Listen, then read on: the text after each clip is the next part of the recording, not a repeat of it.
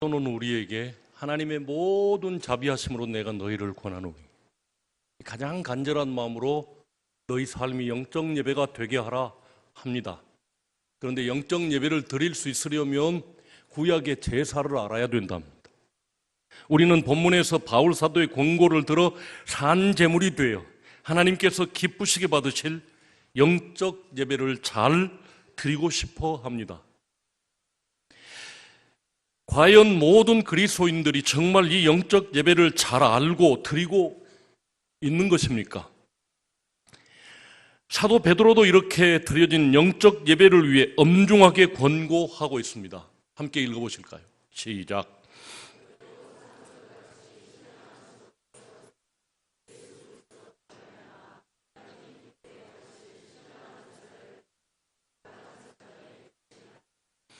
신령한 집으로 세워져야, 하나님의 성전인 신령한 집으로 이 몸이 세워져야 비로소 거룩한 예배, 하나님이 기쁘시게 받으실 예배를 드릴 수 있답니다. 우리가 하나님께서 기쁘시게 받으실 신령한 제사를 드리려면 먼저 구약시대의 제사를 잘 알고 그 모든 방법들을 마음에 두고 우리의 삶을 산 제물로 드릴 수 있다는 말입니다. 구약의 성도들이 자기의 죄를 용서하거나 무슨 서운하거나 기도할 일이 있으면 양 잡아서 대신 양이 죽는 모습 보고 짠하게 여기면서 그 피값으로 하나님 앞에 나가 제사 드렸습니다. 우리는 예수 그리스도께서 나를 위해서 십자가에서 고난당하신 그 고난을 기억하면서 주님 앞에 나가 기도하고 그것에 근거한 삶을 살아야 한다는 뜻입니다. 그러므로 먼저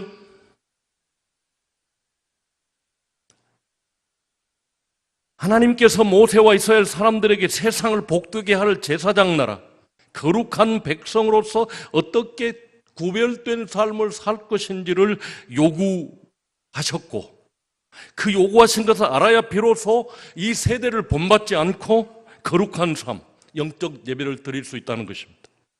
이런 삶이 가능하도록 교육하기 위해서는 어린아이 때부터, 오늘 우리가 어린이 세례, 유아 세례를 준 것처럼 5살부터 교육이 실시되어야 함을 성경은 이야기하고 있습니다. 어려서부터 영적 예배 곧 산제물이 되는 삶이 몸에 배이는 습관을 길러주지 않으면 세상에 동화될 수밖에 없고 거룩하지 않고 세상 정욕에 자기를 더럽힐 수밖에 없는 사람이 된다는 것입니다. 그럼 먼저 우리가 알아야 할 것은 우리의 삶의 산 제사의 본을 삼을 제사는 하나님의 명대로 모리아산에서 드린 아브라함의 번제입니다. 읽어보겠습니다. 시작.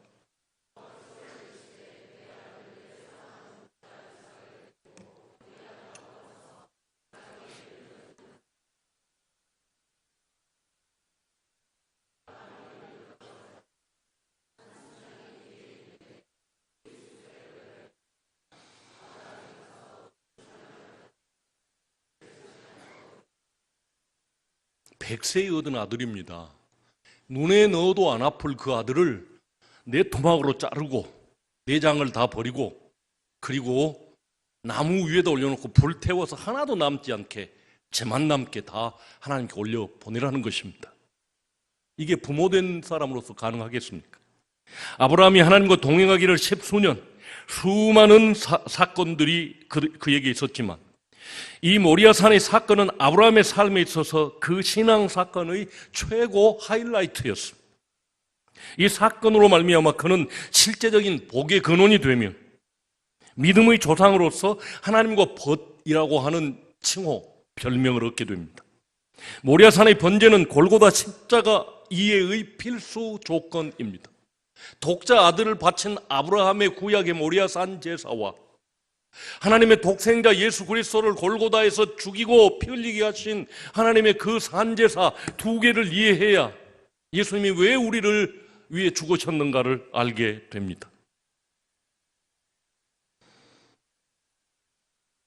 아브라함의 제사는 아버지가 아들을 내놓는 제사였다면 골고다 십자가의 제사는 하나님 아버지가 아들 예수님의 죽음까지 순종하는 인류 구원의 대속 제사, 대신 희생당하신 제사였습니다. 두 번째로, 모세의 5대 제사를 알아야 참된 영적 예배를 드릴 수 있습니다. 모세는 하나님께서 가르쳐 주신 번제, 소제, 화목제, 속죄제, 속건제, 이 5대 제사를 40년 만에 일상화시킴으로써 모든 백성들이 다 그 삶에서 드리게 함으로써 노예 민족을 바꾸어 만나 세대를 만들어 냈습니다. 5대 제사를 가르치고 말씀을 가르쳐서 만나 세대를 만들고 그 사람들이 가나안 땅을 정복할 용사들이 되었다는 뜻입니다. 이는 모세가 이룬 교육 성공의 최고 걸작이었습니다. 인류 역사상 이런 교육 성공이 다른 역사에 없다는 것입니다. 이때부터 하나님의 백성들은 언약궤가 있는 곳에서 누구든지 언제든지 무슨 허물이든지 용서받을 수 있게 되었습니다. 인간이 죄를 놓고 자유를 얻는다는 것은 불가능했습니다. 죄 지은 인간이 사람을 살인했다면 살인자가 아니기 위해서 어떻게 해야 가능할까요? 불가능합니다. 한 번 사람 죽였어. 그런데 하나님은 죄로부터 자유를 얻게 하시는 길을 이 백성들에게 가르쳐 주신 것입니다. 지금까지 죄를 해결하는 비결은 세상에 없었습니다. 다만 모세를 통해 가르쳐 주신 이 5대 제사가 유일합니다. 함께 읽으시죠. 시작.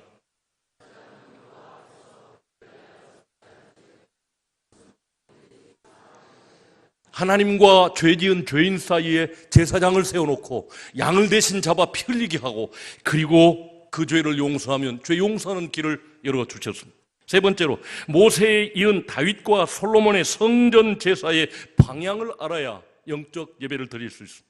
성전에서는 가장 큰 의미를 가진 세 종류의 공간이 있었습니다. 지성소, 성소, 그리고 이방인의 뜰입니다. 성전 제사를 위해 다윗의 기도를 들어봅시다. 함께 읽어보겠습니다.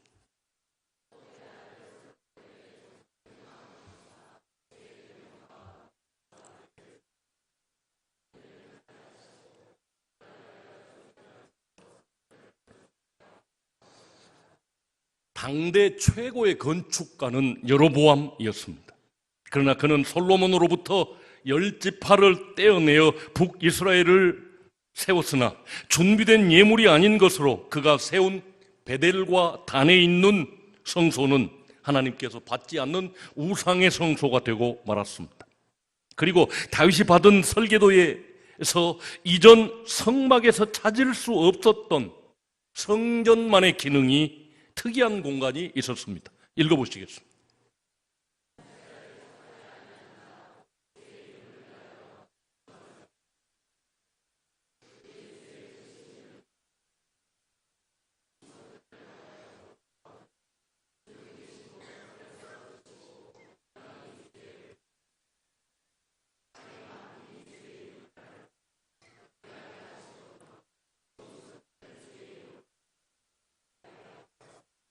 광야에 있을 때는 물론 애굽에서 따라 나온 이민족들이 있었습니다마는 다른 민족이 섞여서 제사를 필요가 없었죠. 가능하지 않았습니다. 그래서 이방인에 대한 어떤 조치도 없었지만 새로 성전을 지은 예루살렘 성전에는 이방인의 뜰이 있었다는 말입니다. 하나님께서 바라시는 성전의 미래 기능은 이방인들의 뜰을 만드셔서 만민이 기도하는 집이 되게 하고 싶으셨던 것입니다. 이 말씀의 깊은 의미 속에는 메시아 예수 그리스도의 사역 중에 당신의 죽으심으로 하나님과 사람 사이에 가로막혀 있는 휘장을 제거하는 일이 있었습니다. 하나님의 어린 양 곧 화목 제물이 되심으로 비로소 모든 만민이 기도하는 집을 이루셨다고 외치신 것입니다. 이처럼 율법이 죄인들에게 요구하는 모든 요구를 충족시키심으로써 주님은 율법을 완성하기에 이르렀습니다. 그래서 이방인들이 이방인의 뜰에 들어가서 언제든지 기도할 수 있게 만들어 놓았습니다. 네 번째로, 예수께서 드리는 온전한 제사는 십자가입니다. 왕같은 제사장 예수, 하나님의 어린 양 화목 제물 예수, 이분이야말로 손으로 짓지 아니한 하늘 지성소로 들어가신 유일하시고 온전하신 영원한 대제사장이신 것입니다. 주님께서 십자가에서 우리들의 모든 죄값을 치르시고 값을 다 지불하였다. 다 이루었다. 테텔레스타이 하셨습니다. 읽어보시죠. 시작.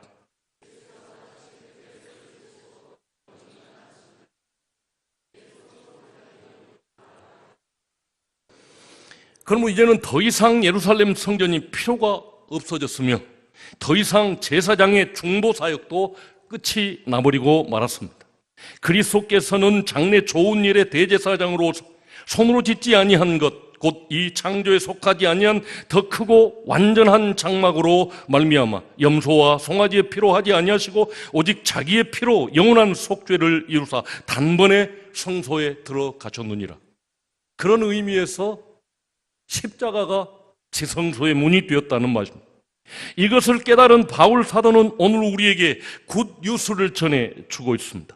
함께 읽겠습니다. 시작.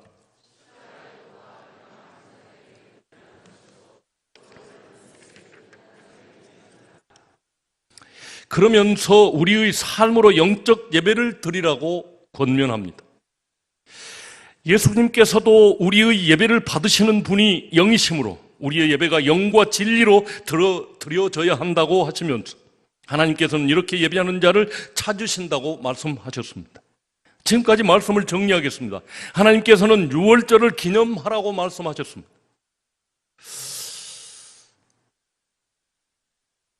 표를 띄워주십시오.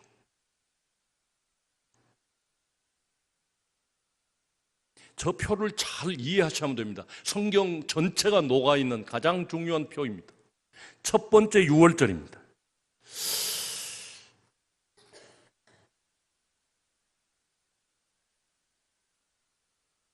하나님께서 유월절을 기념하라고 말씀하셨습니다. 내가 애굽 땅을 칠 때에 그 피가 너희를 위하여 표적이 될지라 내가 피를 볼 때에 너희를 넘어가리니 너희는 이 날을 기념하여 대대로 지킬지니라. 유대인들이 애굽에서 탈출할 때 어린 양의 피를 바른 사람들의 큰아들은 죽지 않게 하셨습니다. 그리고 이 날을 기념하라 라고 하는 것을 기억하십시오. 그렇게 처음 유월절로부터 1500년이 흐른 후 주님은 마지막 유월절을 맞이하시며 의미 깊은 말씀을 하셨습니다.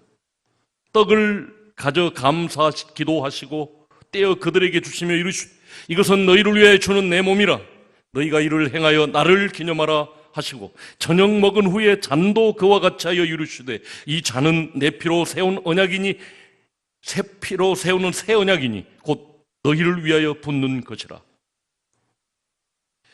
그러므로 주님께서 1500년 동안 지켜줘 온 마지막 유월절을 폐하시고 첫 번째 성찬식을 여신 것입니다.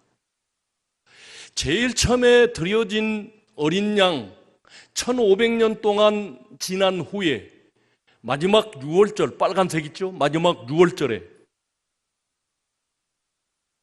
보라 세상 죄를 지고 가는 하나님의 어린 양이로라 하고 유월절 하나님의 어린 양으로 바쳐지고 바로 직전에 주님께서 제자들에게 말씀하십니다. 이전에는 이 날을 기념하라 그랬는데 기억하라. 이제 마지막 1500년이 지난 후 6월절에는 주님께서 나를 기억하라. 주님을 기억하라. 오늘 그것을 기억하면서 주님의 살과 피에 동참하는 것입니다. 어린 양의 고기를 먹을 것이 아니라 하늘에서 내려오셔서 사람들에게 생명을 주는 주님의 살과 피에 동참하라는 것입니다. 첫 번째 유월절은 어린 양 살을 먹었습니다. 그런데 지금 우리는 하나님께서 보내신 그 하나님의 어린 양 예수 그리스도의 살과 피를 기념하여 떡과 잔을 대하는 것입니다. 이 날을 기념하라 하신 하나님께서 이제는 나를 기념하라고 말씀하십니다. 이 말씀의 영적 의미를 아시겠습니까?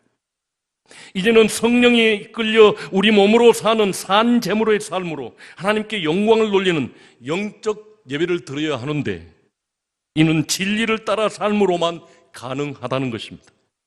한 번 드려지는 성찬식이 오늘 드리는 성찬식이 영적 예배가 아니라 주님의 살과 피에 참여한 사람, 오늘 주님의 살과 피에 참여한 사람, 곧 주님과 성령으로 온전히 연합된 사람, 영적 연합이 이루어진 사람의 삶은 하나님의 성품, 성령의 열매를 맺으며 세상에서 산다는 것입니다. 오늘 받은 살과 피가, 예수님의 살과 피가 내 속에 들어가 녹아져서 성령으로 연합되면 예수님 같은 삶을 산다는 것입니다. 이제 주님의 살과 피가, 이 살과 피에 동참한 여러분 속에 주님의 영이 그 생명을 불어넣어서 예수님의 삶을 연장하여 작은 그리스도로 살아가게 하신다 하는 뜻입니다. 이것이 영적 예배입니다. 읽어보시죠.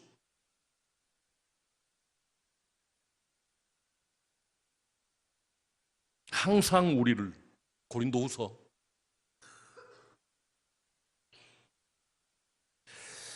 항상 우리를 그리스도 안에서 이기게 하시고 우리로 말미암아 각 처에서 그리스도를 아는 냄새를 나타내는 하나님께 감사하노라. 하나님의 살과 피, 하나님의 생명이 우리 속에 들어와야만 그리스도의 향기를 내는 삶을 산다 그 말이죠.